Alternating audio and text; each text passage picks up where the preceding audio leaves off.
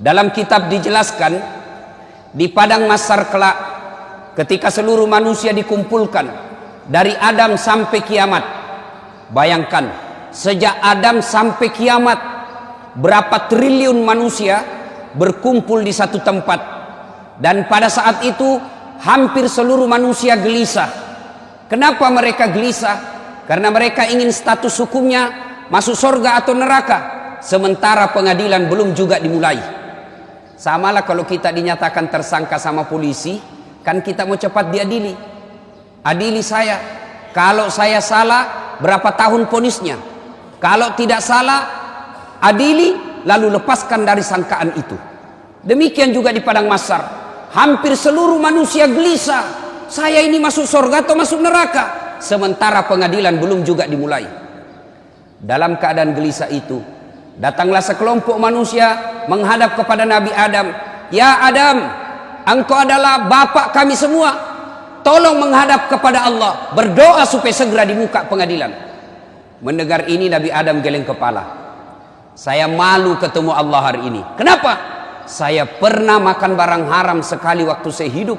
Di mana mau kusimpan mukaku? Adam alaihi salam sekali makan barang haram, malu ketemu Allah di akhirat kelak. Gimana mereka yang pegawai negeri, sejak masuk pegawai negeri nyogok, seluruh gaji-gajinya sampai pensiun haram di sisi Allah. Seumur-umurnya makan barang haram, di mana mau kau simpan mukamu nanti di akhirat? Lalu Nabi Adam berkata, silakan kau datang kepada Nabi Ibrahim alaihissalam, minta kepada Ibrahim alaihissalam. Datang lagi sekelompok manusia ini. Ya Ibrahim, engkau adalah kakek para nabi, tolong menghadap kepada Allah, berdoa supaya segera dibuka pengadilan. Mendengar ini Nabi Ibrahim pun geleng kepala. Mas susah, masih ritoka iya. Saya juga malu ketemu Allah hari ini. Kenapa?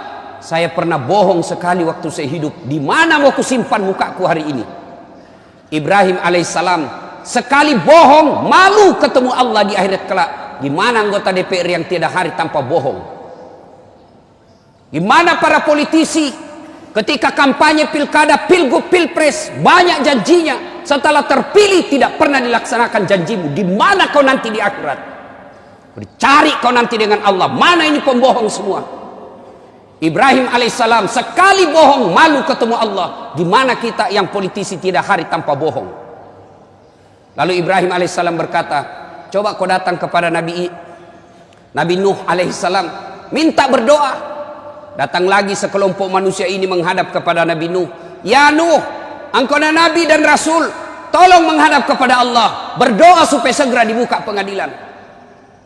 Nabi Nuh pun berkata, susah juga, saya malu ketemu Allah hari ini. Kenapa? Saya pernah diutus menjadi Nabi. La ilaha illallah, tiada Tuhan selain Allah, jangan sembah kecuali Allah. Anakku lawan saya. Saya malu ketemu Allah. Saya diutus menjadi Nabi, justru anakku melawan saya. Nuh alaihi salam, satu anaknya membangkang, malu ketemu Allah di akhirat kelak. Gimana kita yang 3 anak, tidak ada yang tahu sholat. Satu pengedar, satu pengisap, satu kawin lari di bawah bandar. Nuh alaihi salam, satu saja anaknya, malu dan takut ketemu Allah. Gimana bapak-bapak? 4 anaknya tidak ada yang bangun sholat subuh. Demi Allah, yang bisa menyelamatkan kita nanti di akhirat, ketika kita sudah dikubur, bukan rumah mewah, bukan rumah dinas, bukan mobil mewah, bukan tabungan, tapi apa? Anak yang soleh dan soleha yang mendoakan kita. Suatu ketika Nabi Allah Muhammad sallallahu alaihi wasallam menuju ke satu tempat. Dalam perjalanan ke tempat itu, Nabi Allah Muhammad sallallahu alaihi wasallam beserta sahabat lalu berkata, Nabi, cepat-cepatkan langkahmu. Kenapa? Nabi melewati pemakaman. Nabi bersabda, peri-peri kok. Sahabat langkahkan kaki dengan cepat. Selesai di tujuan, Nabi sampai balik lagi dengan rute yang sama melewati kuburan. Sahabat ingin mempercepat langkahnya karena tadi disuruh cepat. Sahabat mempercepat langkahnya. Nabi berkata, tidak usah cepat-cepat, santai saja. Sahabat bertanya, ya Rasulullah, tadi waktu pergi kami disuruh cepat, sekarang tidak, ada apa? Nabi menjelaskan, andai saja kau diberi pendengaran seperti telingaku, kau dengar ini orang tadi disiksa, diazab di kuburnya, disiksa di kuburnya. Saya tidak betah, kasihan saya tidak betah mendengar dia disiksa lama-lama, maka saya percepat supaya saya tidak dengar. Waktu pulang tidak lagi. Kenapa? Saya dengar berita dari Jibril, Allah perintahkan malaikat penyiksa kubur, hentikan siksaanmu. Kenapa? Tidak mungkin bapaknya kusiksa di kuburnya sementara anaknya lagi mengaji sekarang membaca Bismillahirrahmanirrahim. Baru anaknya membaca basmalah, orang tuanya sudah lepas dari azab kubur. Itu anak yang soleh. Kalau anak yang suka mabuk, anak pezina, anggota DPR tapi nipu, jadi politisi tapi koruptor, bapaknya nanti juga disiksa di kubur. Nabi Nuh lalu berkata, tolong kau datang kepada Muhammad, Nabi penghulu segala nabi. Datanglah sekelompok manusia ini menghadap kepada Nabi Muhammad. Ya Muhammad, engkau nabi dan rasul, tolong menghadap kepada Allah, berdoa supaya segera dibuka pengadilan. Kalau Nabi sebelumnya angkat tangan dan malu ketemu Allah, Nabi Muhammad berkata, kalau bahasa kita, tenang sampean, duduk mako, sudah mana no, duduk kok, saya menghadap kepada Allah. Hari ini Allah dengarkan doaku. Di sini berlaku salah satu mukjizat saya. Selain waktu saya hidup punya mukjizat Al-Quran, jari-jari tangan saya keluar air, kemana saya jalan dilindungi oleh awan. Hari ini berlaku mukjizatku di akhirat satunya. Apa? Allah dengarkan doaku hari ini.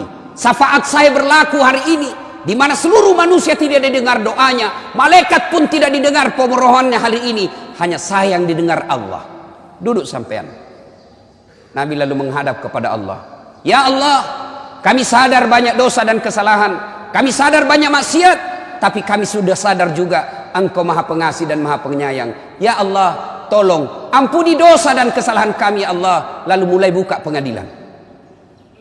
Mendengar ini, dari aras Allah kedengaran suara, ya Muhammad, aku kabulkan doamu hari ini, kau bangkit dari sujudmu. Lalu Allah perintahkan malaikat, siapkan segala keperluan, pengadilan mulai hari ini kita siapkan. Pengadilan mulai diproses. Mulailah kita diadili satu demi satu, berkat doanya Nabi dan syafaatnya Nabi.